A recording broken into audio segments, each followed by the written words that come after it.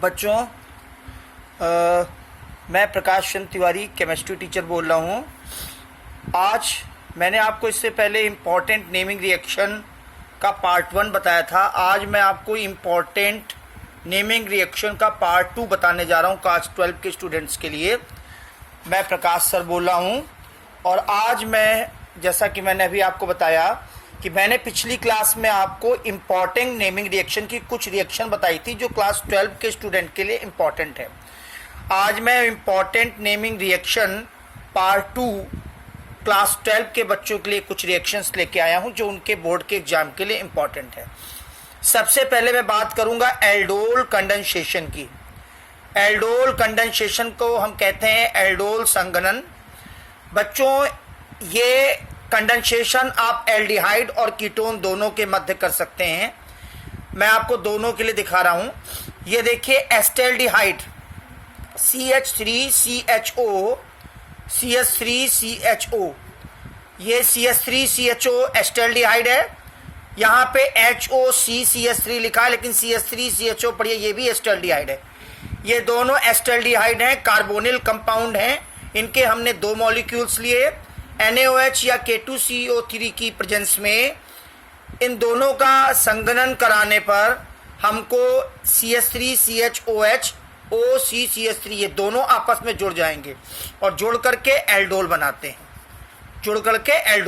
हैं, जो कि आपने यहाँ देखा। एल्डोल के लिए आप एस्टेल्डिहाइड भी ले सकते हैं और कीटोन भी ले सकते हैं।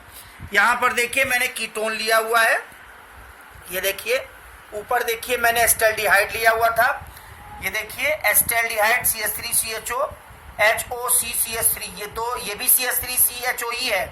ये मैंने समझाने के लिए ऐसे लिखा हुआ है। ये दोनों एस्टेल्डिहाइड है, कार्बोनिल कंपाउंड होते हैं। इनके 2 मॉलिक्यूल्स लिए दोनों संघनित होकर के NaOH या K2CO3 की प्रेजेंस में CH3CHOH OCCH3 बनाएंगे। एल्ड माने एल्डिहाइड, इसमें एस्टेल्डिहाइड के 2 मॉलिक्यूल्स हैं तो एल्डिहाइड इसमें जुड़ा हुआ है तो एल्ड हो गया, और OH लगा हुआ है तो उसके लिए इसको हम ऑल कहेंगे। तो ये हो गया आपका एल्डोल कंडेंसेशन। अब उसके बाद हम आपको बता रहे थे कीटोन के लिए। कीटोन के लिए भी देखिए CH3CO CH3 ये एसीटोन है। CH2H यानी CH3 ये दोनों जुड़ जाएंगे तो CH3 बन जाएगा। CH3CO, यहाँ पर भी एसीटोन के 2 मॉलिक्यूल्स हमने लिए हैं। यहाँ पर भी हमने एसीटोन के 2 मॉलिक्यूल्स लिए हैं, ध्यान दीजिएगा, गौर से देखिएगा। Acetone 2 molecules. चलिए, तो ये मैं बता दूं एक बार आपको। ये एस्टेल्डिहाइड है जो आप पहले बता चुका हूं। ये आपको एस्टेल्डिहाइड है लिखा हुआ है। यहाँ पर देखिए मैंने एसीटोन लिया हुआ है। ये देखिए एसीटोन है CH3COCH3 CH3COCH3। ये Ba बेरियम हाइड्रोक्साइड की प्रेजेंस में, ये देखिए बेरियम हाइड्रोक्साइड है, इसकी प्रेजेंस में ये आपस में ऐड हो जाएंगे। ये देखिए ये BaOH का होल्ड, इसकी प्रेजेंस में ये दोनों आपस में जुड़ जाएंगे। CH3 C ये OH ग्रुप, ये वाला देखिए मैं दिखाना चाह रहा था आपको। ये वाला OH,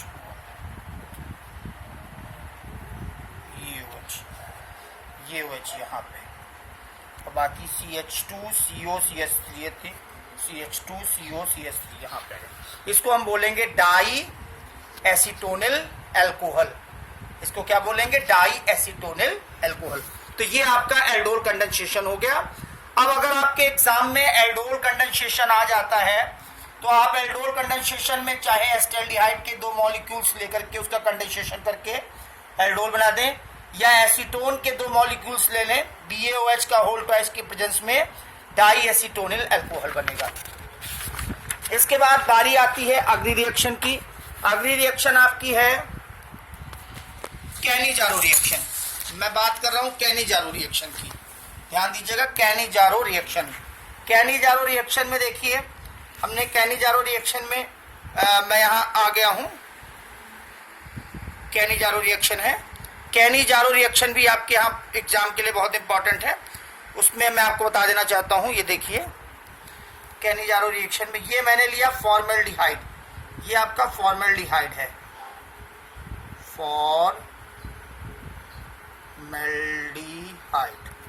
फॉर्मेल्डिहाइड लिया। फॉर्मेल्डिहाइड की रिएक्शन NaOH से कराई तो आपका देखिए ये मेथेनॉल बना, CH3OH और सोडियम फॉर्मेट बना। अगर आप फॉर्मेल्डिहाइड की रिएक्शन NaOH की जगह KOH ले लेंगे तो आपका सोडियम फॉर्मेट की जगह पोटेशियम फॉर्मेट बन जाएगा, बाकी अल्कोहल बनेगा। कैनिजारो रिएक्शन से हम एल्डिहाइड से अल्कोहल बनाते हैं, बता देना चाहते हैं। कैनिजारो रिएक्शन से हम एल्डिहाइड से अल्कोहल बनाते हैं।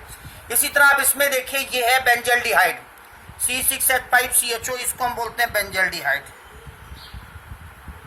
बेंजल्डिहाइड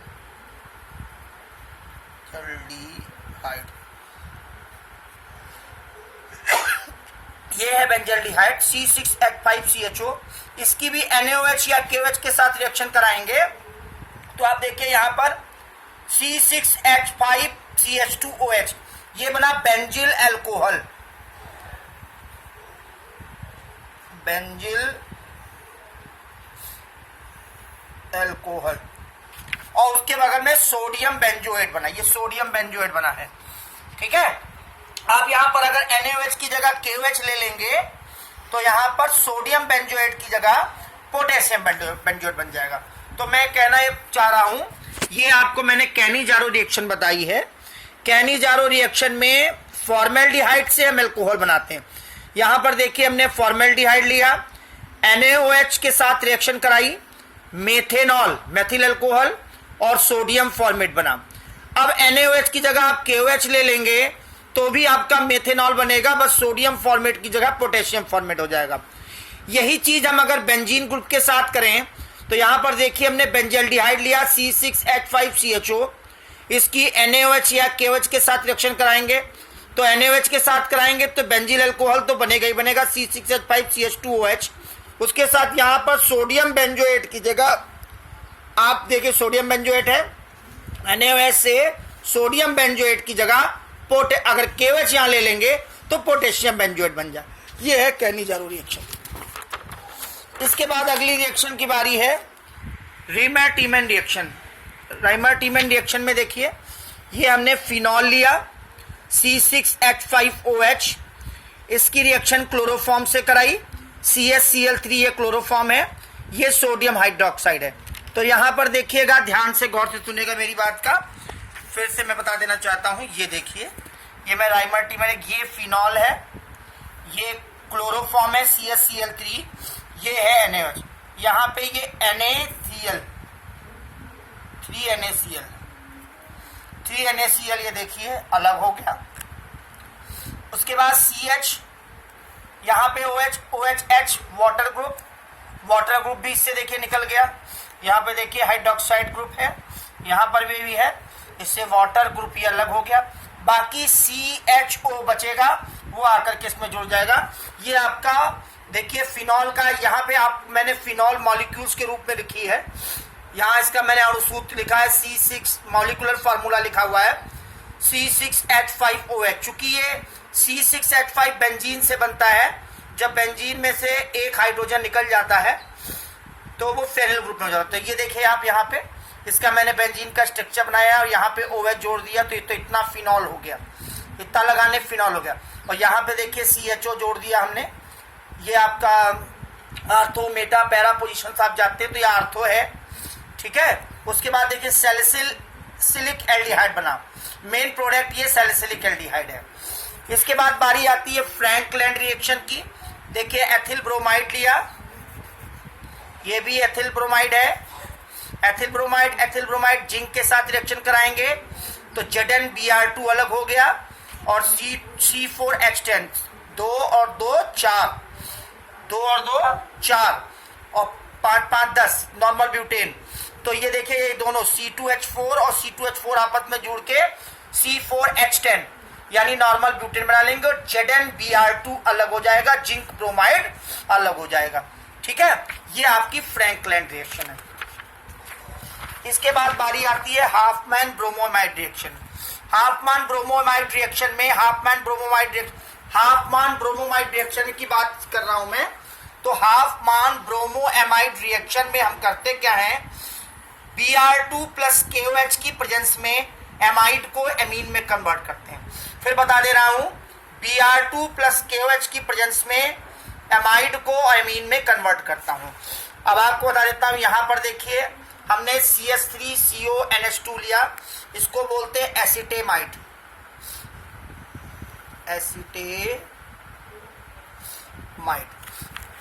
आपको बता दूं कि जब भी आप एमाइड को Br2 प्लस KOH के साथ रिएक्ट कराएंगे तो इसमें से इतनी चीजें जरूर निकलेंगी,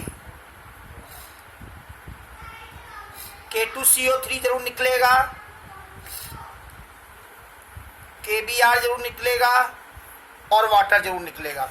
तो देखिए ये एस्टेमाइड लिया, Br2 प्लस 4KOH के साथ रिएक्शन कराई, ये देखिए Br2 प्लस KOH यहाँ आ गया। ये देखिए ये एमाइड है, CONH2 एमाइड है, CH3 एथिल ग्रुप के साथ ये एस्टेमाइड हो गया, Br2 KOH, Br2 plus 4KOH।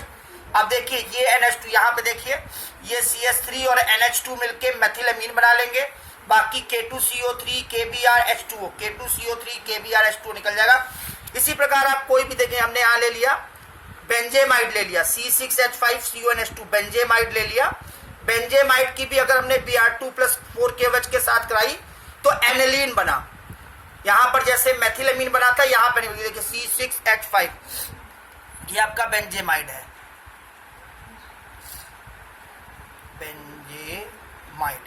बेंजेमाइड।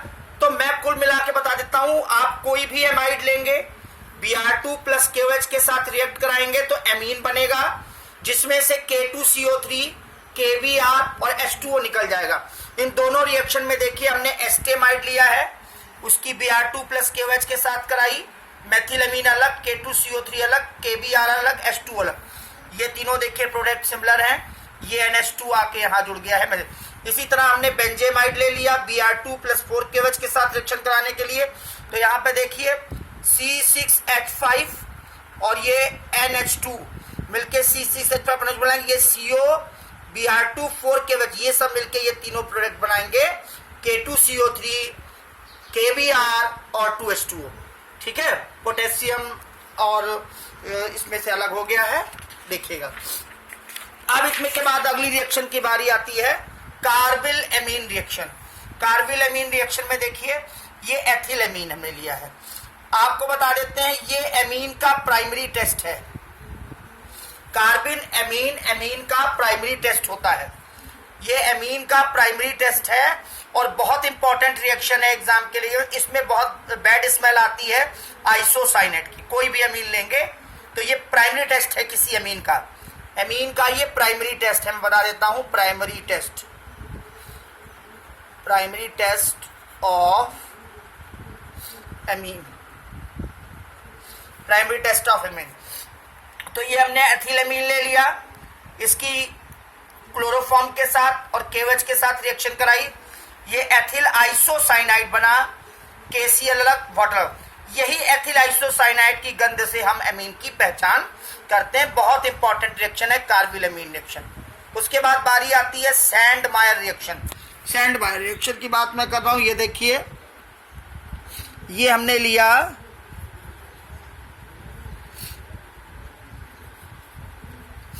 Benzene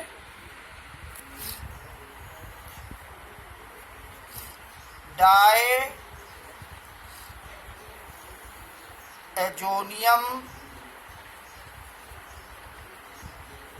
chloride, ये बेंजीन डाई एजोनियम क्लोराइड ले लिया मैंने और इसकी 3 रिएक्शंस हैं, देखिएगा गौर से।